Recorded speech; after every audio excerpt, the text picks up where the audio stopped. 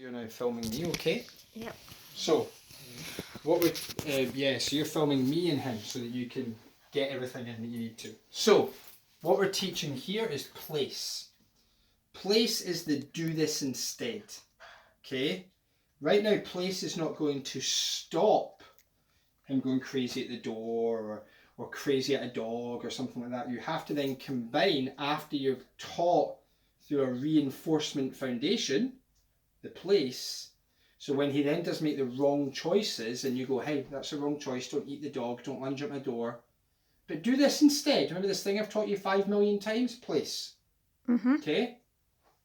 So the place basically we want to be where you, right now we're using this dog cot, the place will be where you tell him to go. Over time you're going to be able to just point to the ground and just go place. But right now we're using this dog bed, okay? So what you ideally want to have is already what I call a pocket of cash. And to have his food ready. Got it in my pocket here. I do not use food to get what I want. I use the food to reinforce what I get. Okay? So whenever I'm first teaching place, the dog leash on. Okay? The dog ideally should already understand leash pressure. How to get rid of pressure on the leash. In other words, not pull anymore, walking really well. Not necessarily they still got their issue, maybe going for dogs or whatever. In this case, still working through that. But he understands leash pressure. Nothing around, he walks beautifully with no pressure. So what the dog knows least always comes first when I'm teaching. So when I'm doing the piano lessons part, okay? This is the do this instead. Because when the door goes and he goes crazy, that's the child jumping on the sofa instead of doing the piano lessons. So I need to then stop them jumping on the sofa and come back to piano lessons. That would be your punishment. Hey, stop the nonsense. Back to doing what we were doing. So leash on, take a pocket full of cash, the amount of food he gets every day. You use part of that daily food, and his belly is his bank account. Most dogs are millionaires. So when you're trying to use food to reinforce stuff, it doesn't work. So we want to start making them work more for their food. All right? So very important in the sequence that you do this. Okay? And you'll make lots of mistakes as you're going. But we're doing name, command, mark. In this case, affection. Okay? And we're just going to work on goods right now because this guy gets excited enough for the world. Good, which is the affection or the marker. So as soon as I get what I want, good, that, yes. Good food. Okay? And right now we're using some of his wee treats because he's already still a millionaire. Alright? So, we've done a couple of repetitions with Frank, but we're still definitely at teaching. Okay, so I'll run through it. So, I don't pull leash first. Okay? What the dog knows least comes first. So, Frank, to get his attention, what he knows least is place. So I'll be Frank, place, name, command. This is what place means. Good food. Okay? Oh, excuse my hay fever.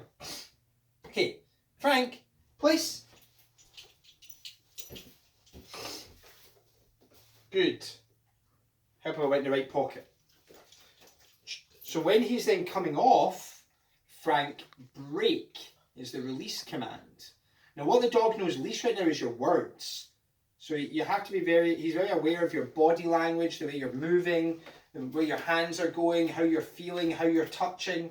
That's what he's aware of. So be consistent with your word, but be aware of how you're everything else. So when you're first teaching, you want to exaggerate a bit to help him. You don't just go, Frank, break. And he's like, what the heck does that mean? And then you like almost tell him off. This is nothing to do with punishment. This is all about reinforcement, okay? Nope. So here, Frank, break. Yes. Right now you would be doing good, just good, because he gets excited for you and then starts biting you. Frank, break, place. Good. And again, if I'm consistent with my goods, every time I'm saying good, he's then getting a fiver. You know, he's starting, every time you say good, he's like, whoa. You know, you're starting to grab that attention. Frank, break. Good. Frank, place. Good. Okay. when you're now doing place and you're starting to understand it, you're doing this 3-4 times a day, 10-15 minutes at a time. You're then working on the 3 Ds. Distance, duration, and distraction. Okay? So right now when you're first learning, we're trying to use as little distraction as possible. He's learning French. We're not going to make him learn French in the pub, you know? He has to learn the language with as little distraction as possible. The distance, in other words, the further I can get away from him when he's on place, the more powerful I am. Well, the more he understands it. Duration, the longer he stays on place, the more powerful I am, or the more he understands it. Distraction, the bigger the distraction going on and he stays in place, the more powerful I am. Mm-hmm. Okay? So little things as well, like him jumping on the sofa and annoying you and mouthing you and being silly. Not even as extreme as going crazy at the door, but just other things. You would stop and correct that. Hey, wrong choice. But Frank, do this instead. Into place. Good. And he's to stay on place until he's released. Okay? Mm-hmm. So again, normally I'm putting my hand in my pocket right now to get the food before I've even started. I'm trying to do it hidden because what the dog then picks up on is that. So ideally what I do, the reaching in for the food at the end. Okay? Doing all this gets you this. Alright? Rather than bribing the dog. We call it luring, but for what we're doing here right now, we're not luring, okay? But because I don't have a pouch and trying to get into my pocket, it's a bit harder, so I'm just trying to do it so I've got a bit in my hand, so when I can say good, boom, he gets the food, okay? Frank, break. Good.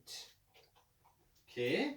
Normally when you're bringing a dog off place, you're building drive and speed and excitement, and you call that a terminal marker. So dog comes flying off. I'm like, yeah, good boy. But because this boy kind of can't cope with his excitement right now, and he's doing really well, I'm just good, bringing things calm. All right? So I'm going to move him around just over here. Okay, Bob. Frank, please. Good. Now say for example he's on place and then we maybe moved him into a sit, or we said sit, or good. Okay, so he's going to the next stage of the process. Good job, buddy. What would be better? What would be better than that right now? What would I like next, do you think? To lie down. To lie down.